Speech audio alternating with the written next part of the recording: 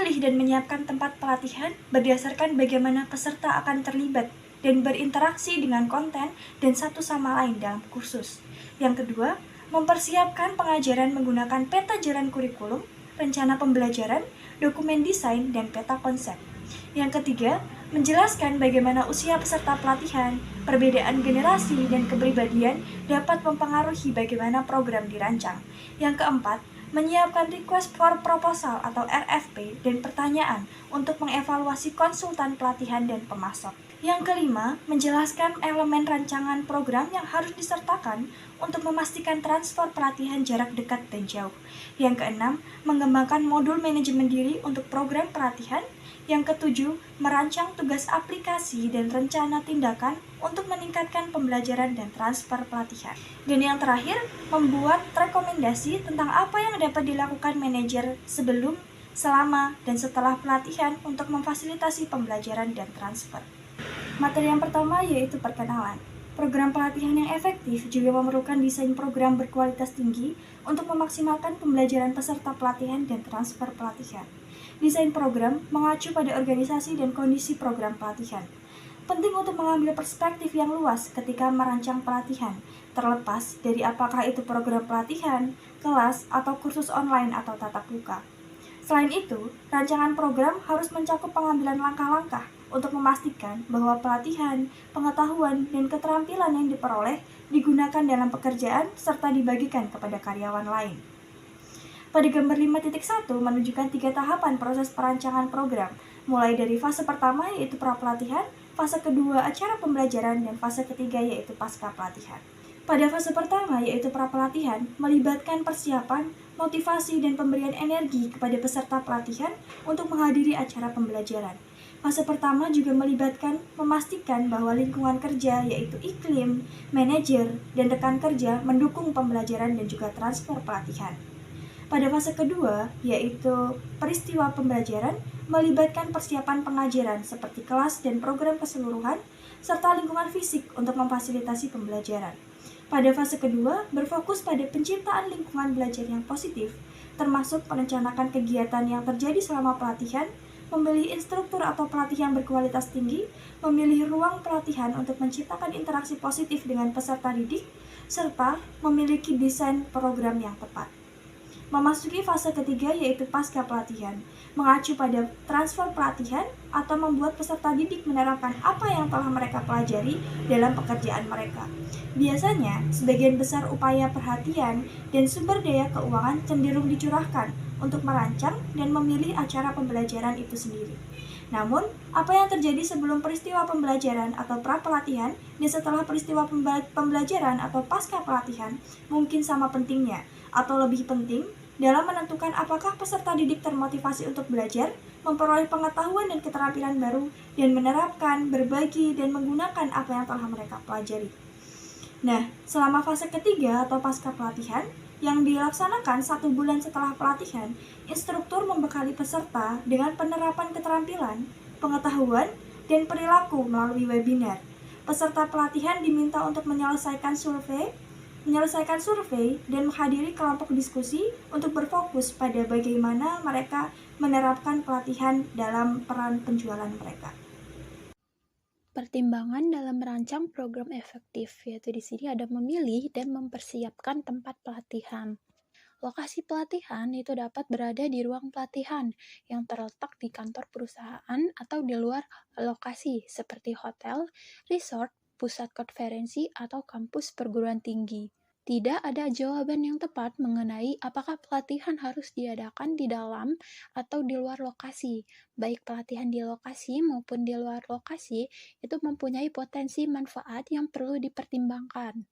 Nah, manfaat pelatihan di lokasi itu mencakup penghematan biaya transportasi, makanan dan minuman, serta biaya sewa ruang dan peralatan yang nyata dan dirasakan, dan kemudahan menggunakan karyawan lokal untuk menjadi instruktur pada sebagian pelatihan. Nah, manfaat pelatihan di luar lokasi itu mencakup lebih sedikit peluang terjadinya gangguan terkait bisnis sehingga meningkatkan fokus peserta pelatihan. Nah, pengaturan dan pengalaman pelatihan yang lebih berkesan itu memberikan pesan bahwa perusahaan itu menghargai pelatihan dengan berinvestasi di dalamnya. Detail yang harus diperhatikan di dalam ruang pelatihan yaitu yang pertama ada kebisingan, yang kedua ada warna, yang ketiga ada struktur ruangan, yang keempat ada pencahayaan, yang kelima ada pengaturan tempat duduk, dan yang keenam ada stop kontak, serta yang ketujuh ada teknologi. Nah, detail-detail tersebut itu harus diperhatikan pada saat melakukan pelatihan agar tidaknya terjadi kesalahan yang melibatkan peserta pada saat melakukan pelatihan. Pengaturan tempat duduk. Pengaturan tempat duduk itu dibagi berbagai macam, seperti pada gambar di samping, yaitu ada pengaturan tempat duduk tipe kipas, pengaturan tempat duduk tipe ruangan, pengaturan tempat duduk tipe konferensi, serta pengaturan kapal kuda. Nah, biasanya yang dipakai saat melakukan pelatihan yaitu adalah pengaturan tempat duduk tipe kipas. Nah, jadi pengaturan tempat duduk tipe kipas ini merupakan hal yang efektif sehingga peserta dapat melihat dari berbagai arah di dalam ruangan. Peserta juga dapat mendengarkan presentasi lalu melakukan diskusi kelompok. Peserta juga dapat melakukan komunikasi yang mudah di dalam ruangan. Memilih pelatih atau konsultan profesional adalah salah satu kemungkinan yang jelas bagi perusahaan. Pelatih baik dari dalam atau luar perusahaan itu harus memiliki keahlian dalam topik dan pengalaman dalam pelatihan. Program pelatihan pelatih itu diperlukan bagi para manajer, karyawan, dan ahli yang mungkin memiliki pengetahuan konten namun perlu meningkatkan keterampilan presentasi dari komunikasi, mendapatkan pemahaman tentang komponen kunci dari proses pembelajaran, misalnya seperti umpan balik atau praktik, atau belajar mengembangkan rencana pelajaran. Nah, hal ini mungkin memerlukan karyawan dan manajer untuk mendapatkan sertifikat yang memverifikasi bahwa mereka memiliki keterampilan yang dibutuhkan. Pelatih yang efektif. Nah, menggunakan manajer dan karyawan sebagai pelatih itu dapat meningkatkan persepsi kebermaknaan konten pelatihan karena mereka memahami bisnis perusahaan. Pelatih karyawan dan manajer cenderung membuat konten pelatihan lebih dapat diterapkan secara langsung pada pekerjaan peserta. Selanjutnya adalah kurikulum, kursus, dan desain pelajaran. Jadi, kurikulum ini mengacu pada program studi terorganisir yang dirancang untuk mengetahui atau memenuhi tujuan pembelajaran yang kompleks. Nah, seperti mempersiapkan pelajar untuk menjadi tenaga penjualan, lalu teknisi jaringan komputer bersertifikat, perawat berlisensi, atau manajer. Nah, kurikulum ini biasanya mencakup beberapa kursus dan biasanya berfokus pada pengembangan serangkaian kompetensi yang diperlukan untuk melakukan suatu pekerjaan. Selanjutnya yang kedua adalah kursus. Dibandingkan dengan kurikulum, kursus atau program biasanya ini mencakup tujuan pembelajaran yang lebih spesifik, membahas sejumlah kompetensi atau keterampilan yang lebih terbatas. Misalnya, kursus dapat membahas topik-topik seperti negosiasi, manajemen bakat, layanan pelanggan, bahkan pelatihan dan pengembangan. Kursus ini biasanya mencakup unit atau pelajaran yang merupakan bagian atau modul lebih kecil yang mencakup bagian dari berbagai topik. Dan yang terakhir adalah desain pelajaran, di mana biasanya lebih rinci daripada dokumen desain. Hal ini mencakup langkah-langkah spesifik yang terlibat dalam pelajaran, kegiatan instruktur, dan peserta pelatihan, dan waktu yang dialokasikan untuk setiap topik yang termasuk dalam pelajaran. Rencana pembelajaran ini dapat dirancang untuk program yang berlangsung sehari, seminggu, ataupun beberapa jam. Rencana pelajaran yang terperinci menerjemahkan isi dan urutan kegiatan pelatihan menjadi suatu panduan yang digunakan oleh pelatih untuk membantu penyampaian pelatihan. Artinya, rencana pembelajaran memuat urutan kegiatan yang akan dilakukan dalam sesi pelatihan dan mengidentifikasi rincian administrasi. Sedangkan rencana pembelajaran menyediakan daftar isi kegiatan pelatihan, yang mana membantu memastikan bahwa kegiatan pelatihan akan konsisten, siapapun pelatihnya. Lalu yang kedua adalah membantu memastikan bahwa peserta pelatihan dan pelatih mengetahui tujuan kursus dan program.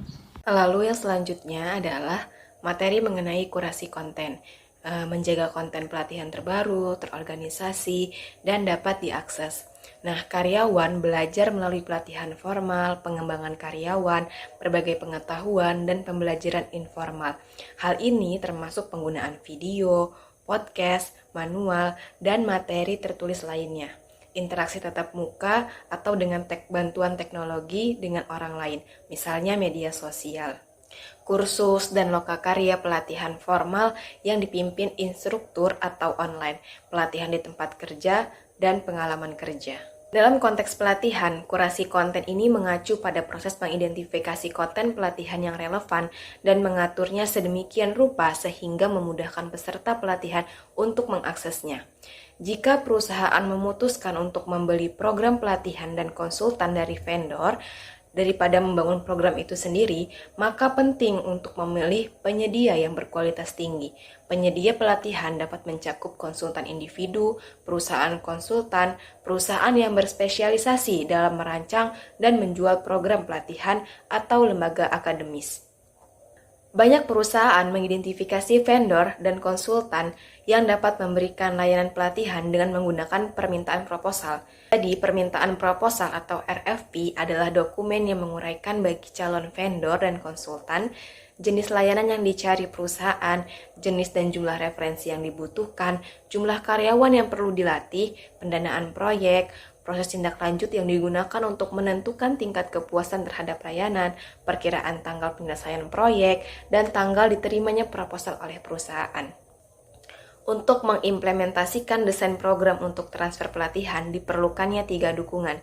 Yang pertama adalah dukungan manajer, yang kedua dukungan rekan, dan yang ketiga adalah dukungan teknologi. Nah, salah satu cara untuk mempersiapkan peserta pelatihan menghadapi hambatan yang mungkin mereka hadapi di lingkungan kerja, seperti kurangnya kesempatan untuk menggunakan keterampilan atau manajer yang tidak mendukung, adalah dengan menyediakan instruksi dalam teknik manajemen diri di akhir program pelatihan. Dukungan manajer ini mengacu pada sejauh mana manajer berkontribusi dalam peserta pelatihan.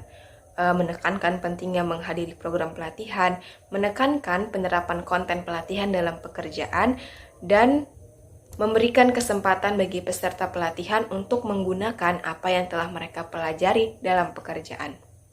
Lalu selanjutnya dukungan rekan. Nah, transfer pelatihan juga dapat ditingkatkan dengan adanya jaringan dukungan di antara peserta pelatihan. Jaringan pendukung ini adalah sekelompok 2 atau lebih peserta pelatihan yang sepakat untuk bertemu dan mendiskusikan kemajuan mereka dalam menggunakan kemampuan yang dipelajari dalam pekerjaan.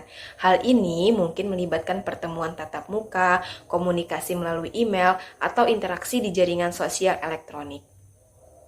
Selanjutnya ada dukungan teknologi, yaitu sebuah sistem pendukung kinerja elektronik atau EPSS adalah aplikasi komputer yang dapat memberikan pelatihan keterampilan, akses informasi, dan nasihat ahli sesuai permintaan.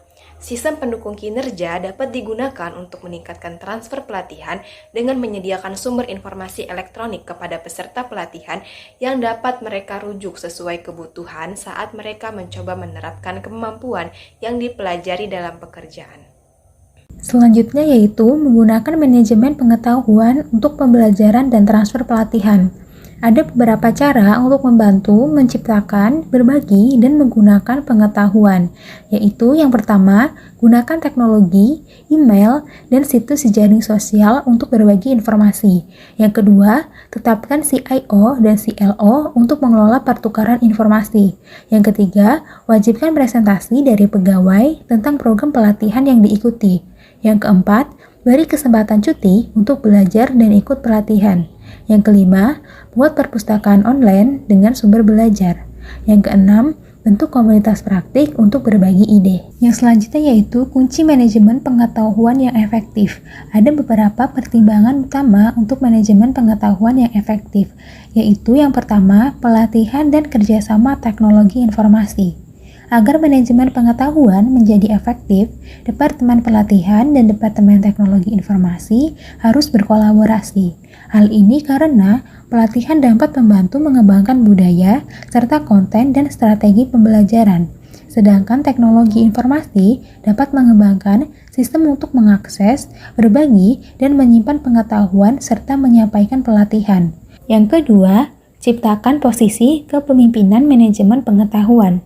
Perusahaan-perusahaan besar di Amerika Utara memiliki posisi kepemimpinan yang disebut Kepala Tugas Pembelajaran atau CLO untuk memimpin inisiatif pembelajaran berkelanjutan dan manajemen pengetahuan. Tugas CLO meliputi pengembangan, penerapan dan distribusi pengetahuan, serta mendukung tujuan bisnis strategis dengan mengintegrasikan budaya pembelajaran dengan infrastruktur teknologi perusahaan. Yang ketiga, teknologi yang mudah digunakan. Sistem manajemen pengetahuan bisa gagal karena teknologinya terlalu rumit atau perusahaan tidak memotivasi karyawannya untuk berbagi pengetahuan. Sistem yang memerlukan penggunaan banyak alat berbeda bisa sulit digunakan, sehingga perlu infrastruktur yang tepat dan dukungan motivasi karyawan untuk berhasil. Sehingga penting untuk membangun infrastruktur teknologi yang tepat dan memudahkan karyawan mengakses dan berbagi informasi dalam konteks pekerjaan mereka. Yang keempat, kepercayaan dan kesediaan karyawan untuk berbagi informasi. Faktor pribadi seperti kepercayaan, keinginan untuk berbagi, dan motivasi untuk belajar dan mengajar mempengaruhi berbagai pengetahuan di tempat kerja. Perusahaan dapat mendorong berbagi pengetahuan dengan mengenali dan mempromosikan karyawan yang aktif dalam hal tersebut. Kesimpulannya adalah, pembelajaran merupakan aspek penting dari setiap program pelatihan. Namun, yang tidak kalah pentingnya adalah mendorong peserta pelatihan untuk menggunakan kemampuan yang dipelajari dalam pekerjaan atau transfer pelatihan.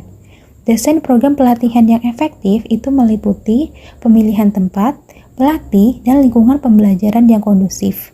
Adapun faktor-faktor seperti usia, generasi, kepribadian, budaya, dan bahasa peserta juga harus dipertimbangkan dengan baik. Dan agar karyawan dapat menggunakan sistem manajemen pengetahuan, sistem tersebut harus mudah ditemukan dan digunakan, serta mereka perlu percaya dan bersedia untuk berbagi pengetahuan.